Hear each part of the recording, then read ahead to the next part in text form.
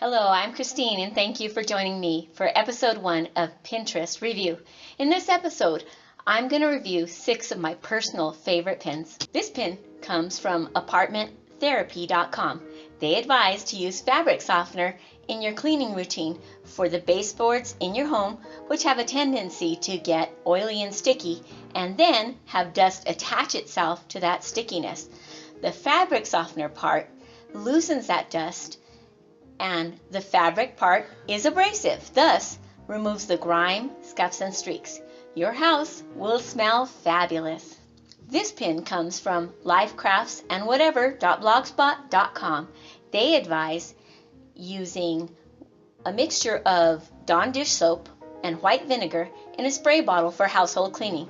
This is generally non-toxic when properly diluted and so much less expensive than buying a commercial brand household cleaner.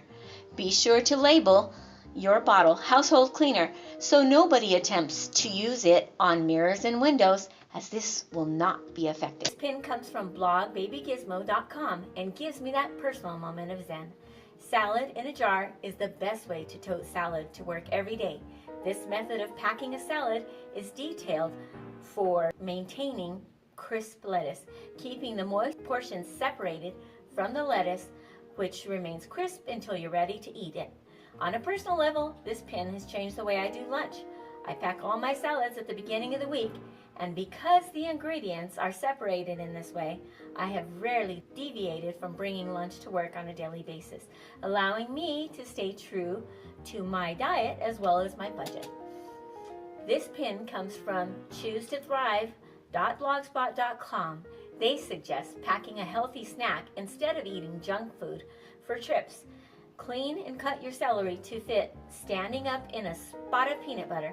As for myself, I use a mason jar, but if I were sending it with a child as a snack, the reusable plastic jar is safer, and you'll get points for giving the jar a second use. This pin comes from rayandjen.com. They suggest a method of organizing your closet so that you can easily determine which clothes you no longer use for the purpose of getting rid of clothes. This method is to turn all of your hangers backwards and replace the clothes normally after each use. That way you know which clothes went unused. I would suggest using this method at least twice a year so that you can fit in all your yard sale and thrift store finds. This pin comes from Listotic.com. Now, if you've already supplied your closet with those thick and plastic hangers of matching colors, you're going to hate this pin.